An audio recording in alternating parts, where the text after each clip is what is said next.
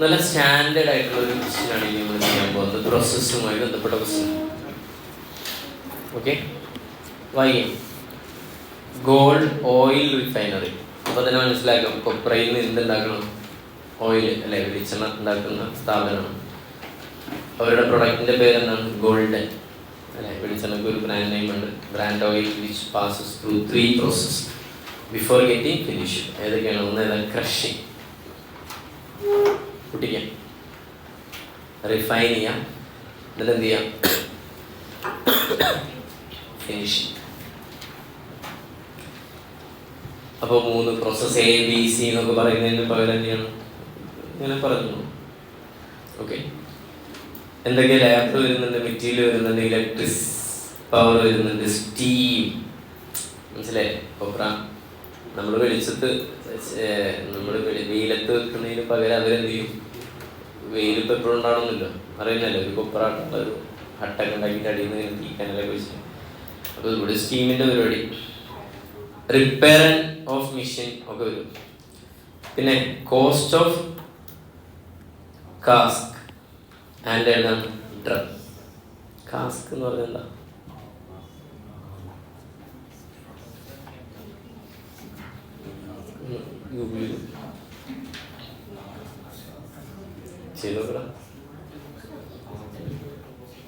ഒന്ന് നോക്കടാ, ചാജിപ്പിട്ടോട് ചോദിക്ക് മീനിങ് എന്താ പറയാ.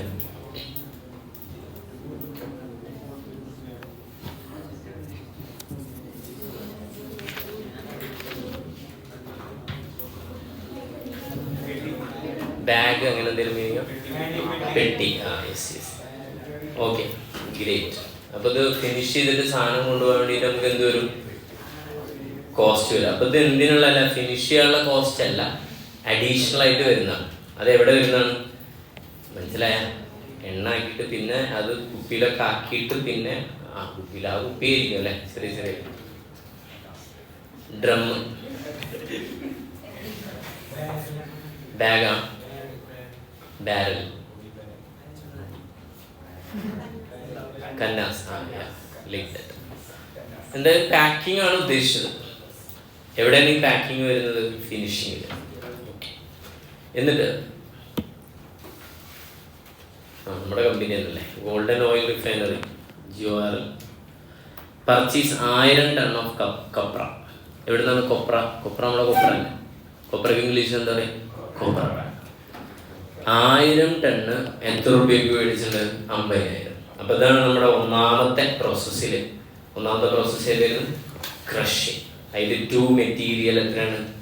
1000, 50,000. ഓക്കെ ആണോ? സീരീസ്. പിന്നെ ഈ കോസ്റ്റുകളൊക്കെ ഉണ്ട്. ഒക്കെ ഒന്ന് പറഞ്ഞ് നിങ്ങൾ അവിടെ നോക്കി പറഞ്ഞ് കോസ്റ്റ് ഇതാണ് നോക്കി പറയും. ഫസ്റ്റ് വന്നത് ഫാക്ടറി ഓവർഹെഡ്. എത്ര പറഞ്ഞു ഫാക്ടറി ഓവർഹെഡ്? ഇല്ല, അടിയിൽ വേറെ ഉണ്ട്, വായിക്കണം, sorry. Factory overhead for the period 5000 to be a portion on the base of ഏതാണ്? വേജസ്. അപ്പോൾ വേജസിന്റെ റേഷ്യോ ഏതാണ്?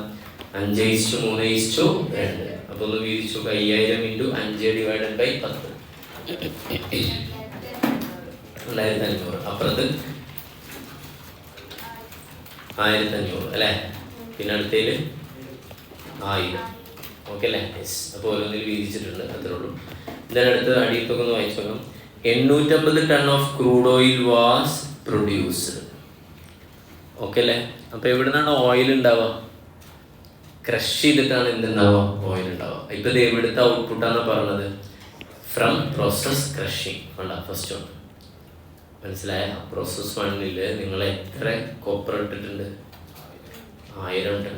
ഓക്കെ അല്ലേ? ഈ 1000 ടണ്ണ് ക്രഷ് ചെയ്താൽ നിങ്ങൾക്ക് അത്രമേൽ എന്ത് കിട്ടില്ല? ഓയിൽ കിട്ടുമോ?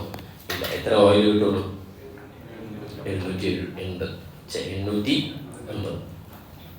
പിന്നെ 770 ton oil was refined and finally 750 ton oil was finished. അപ്പോൾ ഒരു കാര്യം മനസ്സിലാക്കണം, ഇതിൻ്റെ ഔട്ട്പുട്ട് എത്രയാണ്? 850.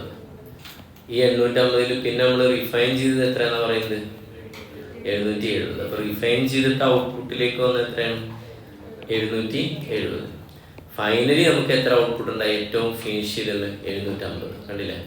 അപ്പോൾ ഇങ്ങനെ ആ ഔട്ട്പുട്ട് മാത്രം പറയണ്ട.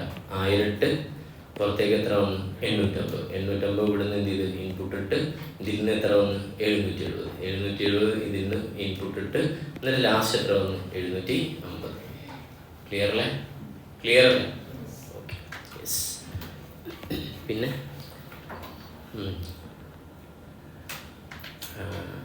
Realised 1000 from sale of sack. Okay അല്ലേ? ഇവിടെ എഴുതിയിട്ടുണ്ട് കേട്ടോ, ബാഗ് എന്നൊക്കെ എഴുതിച്ചത്. ചിരട്ട എന്നുള്ള മീനിങ് ഉണ്ടോ?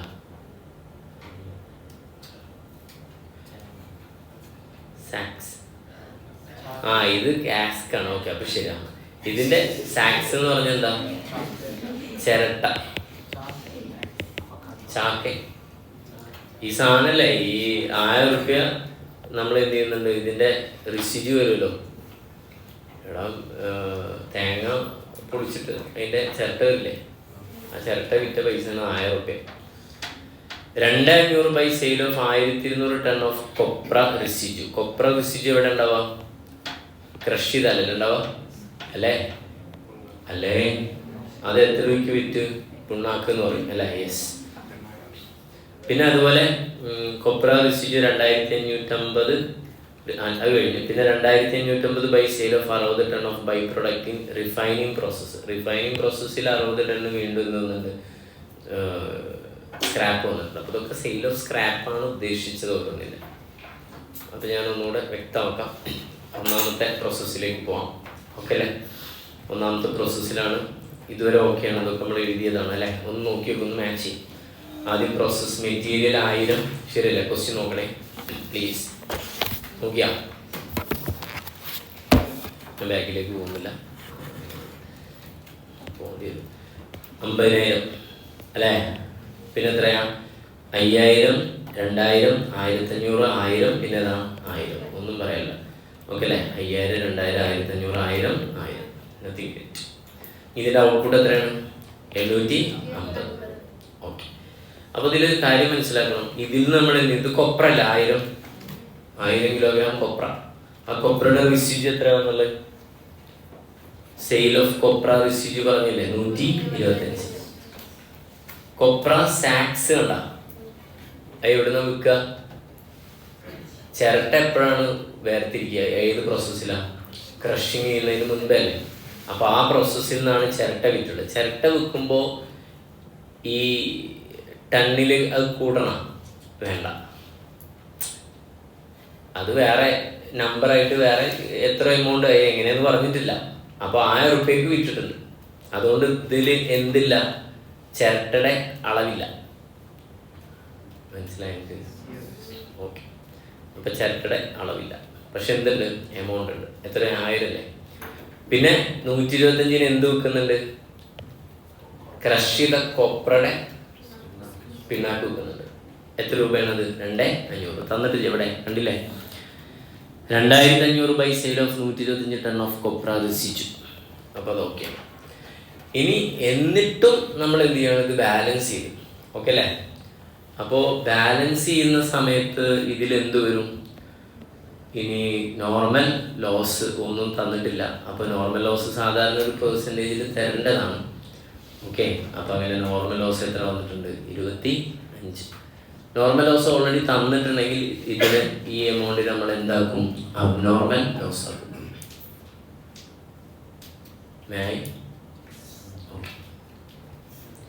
ദെൻ നമുക്കിനി അടുത്ത പ്രോസസ്സിലേക്ക് പോകാം. ഏത് പ്രോസസ്സ്? ക്രഷിങ്ങിൽ നിന്നും എത്രയാണ് ഔട്ട്പുട്ട് വന്നത്? 850, 59,500. ഒന്നും നോക്കേണ്ട, അതേ സാധനം ഇവിടെ കൊണ്ടിട്ട് എഴുതും. പിന്നെ അതിലെ cost of labour, material, power, steam, repair, പിന്നെ ഫാക്ടറി ഓവർഹെഡ്. ഓക്കെ. ഇനി ഇതിൽ sale of 60 ton of byproduct in refining process എന്ന് പ്രത്യേകം പറഞ്ഞിട്ടുണ്ട്. അത് എത്ര രൂപയ്ക്ക് വെക്കുന്നത്? 2550. അപ്പോൾ അതെവിടെ? 60, 2550. റിഫൈനിങ് പ്രോസസ്സ് തന്നെയല്ലേ പറഞ്ഞല്ലേ? അല്ലേ? റിഫൈനിങ് പ്രോസസ്സിലും ബൈ പ്രൊഡക്റ്റ് ഉണ്ടാവും, അത് എന്ത് ചെയ്യാം? വിൽക്കുന്നുണ്ട്. ദെൻ അതേപോലെ പ്രോസസ് ഫിനിഷ്ഡിലേക്ക് പോയത് 770 ക്വസ്റ്റിൽ പറഞ്ഞതുകൊണ്ട് തന്നെ ഈ ബാലൻസ് ഫിഗർ നമ്മൾ എന്തായിട്ട് എടുക്കും? Normal loss. ഇവിടെ നോർമൽ ലോസിന് എന്തില്ല? സെയിൽ ഓഫ് സ്ക്രാപ്പ് ഒന്നും ക്വസ്റ്റിൽ പറയാത്തതുകൊണ്ട് അവിടെ എന്താക്കാം? ഹൈഫൺ ഉണ്ടാകും. നമുക്കറിയാം, നമ്മൾ ക്വസ്റ്റിൽ ചെയ്താണ്, ഉണ്ടെങ്കിൽ മാത്രമേ എഴുതാൻ പറ്റുള്ളൂ, അല്ലെങ്കിൽ പറ്റില്ല. അങ്ങനെ ഇത് ബാലൻസ് ചെയ്യുന്നു. അപ്പോൾ ബാലൻസിങ്ങിലൊന്നും കോംപ്ലിക്കേഷൻ ഇല്ല. ഇപ്പോൾ ഇവിടെ 63,000 എടുത്ത് 63,000 ഈ രണ്ടെണ്ണം എന്ത് ചെയ്യുന്നത് ഡയറക്റ്റ് യൂസിൽ തന്ന് ലെസ് ചെയ്ത് കഴിഞ്ഞാൽ 59,500 വരും. അതേപോലെ തന്നെ റിഫൈനിങ്ങിലും ഇവിടെ ടോട്ടൽ എത്ര വരുന്നുണ്ട് 68,000. ഓക്കെ അല്ലേ, മൈനസ് 2,550. അപ്പോൾ 65,450. ഇതൊക്കെ ശരിയാണെന്നുള്ളത് ചെയ്ത് നോക്കിയാൽ. ദെൻ ലാസ്റ്റ് പ്രോസസ്സിലേക്ക് പോവാണ് 770, 65,450. അവിടുത്തെ എക്സ്പെൻസുകൾ ലേബർ അങ്ങനെ അങ്ങനെ അങ്ങനെ അങ്ങനെ അങ്ങനെ ഒന്നും പറയല്ല. 770 ഉണ്ട്, 770 ഉണ്ട്. 770 750 ഔട്ട്പുട്ട് വരുന്നത്. നമ്മൾ ഓൾറെഡി എന്ത് ചെയ്തിട്ടുണ്ട് പറഞ്ഞിട്ടുണ്ട്. എവിടെയാണ് ലാസ്റ്റ് കണ്ടില്ലേ, finally 750 ton of oil was finished for delivery. അപ്പോൾ ഈ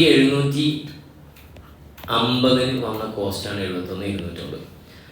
നേരെ ഇതിന് വീണ്ടും കണ്ട് എന്ത് ചെയ്ത് കോസ്റ്റ് ഓഫ് പ്രൊഡക്ഷൻ എന്ന് പറഞ്ഞ് എഴുതി. എന്നിട്ട് ഇതിന് എക്സ്ട്രാ ഒരു പാക്കിങ് ഡ്രമ്മിൻ്റെ ചാർജ് വരുന്നില്ലേ 3,250, അതും കൂടെ ഇതിൻ്റെ കൂടെ എന്ത് ചെയ്ത് ആഡ് ചെയ്ത്. ഓക്കെ അല്ലേ, നിങ്ങൾക്ക് ഇത് ഇങ്ങനെ ചെയ്യാതെ തന്നെ ഡയറക്റ്റ് എന്ത് ചെയ്യാം, 2 ഡ്രം ചാർജ് പറഞ്ഞിട്ട് ഇവിടെ എഴുതാം. ഓക്കെ അല്ലേ, മനസ്സിലായ? പക്ഷേ ഡ്രം ചാർജ് എന്ന് പറഞ്ഞാൽ ഇവരെ പ്രൊഡക്ഷൻ്റെ ഭാഗമല്ലല്ലോ, പുറത്തുനിന്ന് മേടിച്ചിട്ട് അതിൽ പാക്ക് ചെയ്യാൻ വേണ്ടിയിട്ട് ഉപയോഗിക്കുന്ന ഡ്രമ്മല്ല. അതുകൊണ്ടാവാം അത് സെപ്പറേറ്റ് ചെയ്യുന്നത്. Nothing great. അങ്ങനെ ടോട്ടൽ എത്ര കിട്ടും? 750 അല്ലേ? യെസ്. ടോട്ടൽ കോസ്റ്റ് എത്ര കിട്ടും? 750, 75,000. ഓക്കെ. അപ്പോൾ കുറച്ച് കാര്യങ്ങളൊക്കെ മനസ്സിലാക്കുന്നത് എവിടെയാണ്, ഇങ്ങനെ വായിച്ചവർക്ക് മനസ്സിലാക്കണം. ഒന്നാമത്തെ പോയിന്റ്, നോർമൽ ലോസ് ഇവിടെ ഒന്നും തരാത്തതുകൊണ്ട് നമ്മൾ ബാലൻസ് ഫിഗർ എന്തായിട്ടാണ് അസ്യൂം ചെയ്യുന്നത്? Normal loss. അതൊരു പോയിന്റാണ്, ഒരു നോട്ടായിട്ടൊക്കെ വേണമെങ്കിൽ പിന്നീട് എഴുതി വെക്കാം. രണ്ടാമത് ഇവിടെ ശ്രദ്ധിക്കേണ്ടത് റിയലൈസ് ചെയ്തിട്ടുണ്ട് സാക്സ്. ഓക്കെ അല്ലേ, ചിരട്ട എവിടുന്നാണ് റിയലൈസ് ചെയ്യുക? കോമൺ സെൻസ് എവിടുന്നാണ്? ക്രഷിങ്ങിലാണല്ലോ ചിരട്ട വേർതിരിക്കുക. 2,500. പിന്നെ 125 കൊപ്ര റിസിജു വിറ്റിട്ടുണ്ട്. ഓക്കെ അല്ലേ, എത്ര എമൗണ്ട്? 2,500. അപ്പോൾ സ്വാഭാവികമായിട്ടും കൊപ്ര റിസിജു വരുന്നത് എവിടെ തന്നെയാണ്? പ്രോസസ് 1-ലാണ്. ദെൻ ഇവിടെ കൃത്യമായി പറയുന്നുണ്ട് റിഫൈനിങ്ങിൽ നിന്ന് 60 ടൺ എന്ത് ചെയ്യുന്ന ഒരു ബൈ പ്രൊഡക്റ്റ് വിറ്റിട്ടുണ്ട് 2,550. അപ്പോൾ അതും ഇവിടെ നോട്ട് ചെയ്യും. വേറെ പ്രശ്നങ്ങളൊന്നുമില്ല. Nothing great.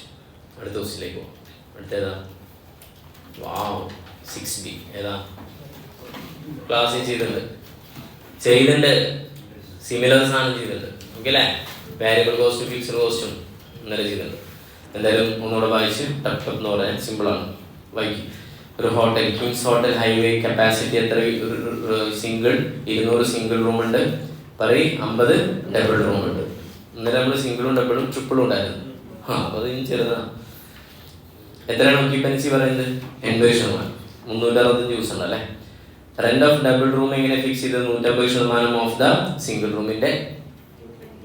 ട്രിപ്പിൾ റൂമും കൂടെ ഉണ്ടായിരുന്നല്ലേ നമ്മൾ ചെയ്ത കോസ്റ്റില്. കോസ്റ്റ് വാരിയബിൾ കോസ്റ്റ് എന്നത് ഫിക്സ്ഡ് കോസ്റ്റ് എന്നുണ്ട്. എന്താ കാണാൻ പറഞ്ഞത്? Room rent chargeable for a single double room per day in which the ഹോട്ടലാണ്. പ്രോഫിറ്റ് എത്ര ശതമാനം? 20%. റൂം റെന്റ് ചാർജ് ചെയ്യണമെങ്കിൽ ആദ്യം എന്താ വേണം? റൂം റെന്റ് കാണും. റൂം റെന്റ് എന്ന് പറഞ്ഞാൽ എന്താണ്? വാരിയബിൾ കോസ്റ്റും ഫിക്സ്ഡ് കോസ്റ്റും ടോട്ടൽ ചെയ്തിട്ട് പ്രോഫിറ്റ് എത്ര ശതമാനം ആഡ് ചെയ്യണം? 20%. 20% റൂം റെന്റിന്റെ മുകളിലാണ്. അപ്പോൾ കോസ്റ്റ് 80% എടുത്തിട്ടുള്ള പരിപാടി. ഓക്കെ അല്ലേ? പക്ഷെ വേറെ രസമുണ്ട്. ഈ വാരിയബിൾ കോസ്റ്റും ഫിക്സ്ഡ് കോസ്റ്റും ഒക്കെ ആണെങ്കിൽ എന്ത് ചെയ്യണം? ഇവിടെ എഴുതിയുള്ള എന്താണ്? Variable cost single room 440 per day ആണ്. അപ്പം നമ്മൾ എന്ത് കാണണം? റൂം ഡേ കാണണം ആദ്യം. ഓക്കെ, അപ്പോൾ റൂം ഡേ എങ്ങനെ കാണാം? റൂം ഡേ കാണാം. അത് ഫസ്റ്റ് തന്നെ working not number room day. പറയും സിംഗിൾ റൂം 200 അല്ലേ, 365 ദിവസം 80% കപ്പാസിറ്റിയിൽ എത്ര വരും? 50,400. ശരി. അതേപോലെ ഡബിൾ റൂം 50 അല്ലേ, 50ന്റെ 80% ഇൻറ്റു 365 ടോട്ടൽ എത്ര വരും? 73,000. ഇതാണ് ഡിനോമിനേറ്റർ. ഓക്കെ, ദെൻ ഇനി അടുത്ത എന്താണ്? വളരെ സിമ്പിളാണ്. വാരിയബിൾ കോസ്റ്റ് എങ്ങനെ കാണാം? അപ്പോൾ ഇതൊക്കെ ഒരു സ്റ്റേറ്റ്മെന്റ് ആയിട്ടൊക്കെ വരയ്ക്കാം. വാരിയബിൾ കോസ്റ്റ് എങ്ങനെ പറയാം? സിംഗിൾ റൂമിൽ 440 ഇൻറ്റു 58,400. പിന്നെ ഡബിൾ റൂം ആണെങ്കിൽ 14,600 ഇൻറ്റു എത്രയാണ്? 700. അതേപോലെ ഫിക്സഡും കാണാം. 240 500 എന്ത് ചെയ്യാം? 58,400 കൊണ്ടും 14,600 കൊണ്ടും മൾട്ടിപ്ലൈ ചെയ്ത് ടോട്ടൽ കോസ്റ്റ് കിട്ടിയ 80% എടുത്ത് പ്രോഫിറ്റ് കണ്ടു. അങ്ങനെ ടോട്ടൽ റൂം റെന്റ് കിട്ടി. ടോട്ടൽ റൂം റെന്റിനെ എന്തുകൊണ്ട് ഡിവൈഡ് ചെയ്താൽ മതി? Room days. അപ്പോൾ റൂം ഡേയ്സ് ഡയറക്റ്റ് ഇതാക്കാൻ പറ്റില്ല. റൂം ഡേയ്സിൻ്റെ കാൽക്കുലേഷൻ എടുത്തൊന്നുമില്ല. ഇല്ലല്ലോ, ഉണ്ട് ഇവിടെ ഉണ്ട്. ഓക്കെ, റൂം ഡേയ്സ് എത്രയാണ്?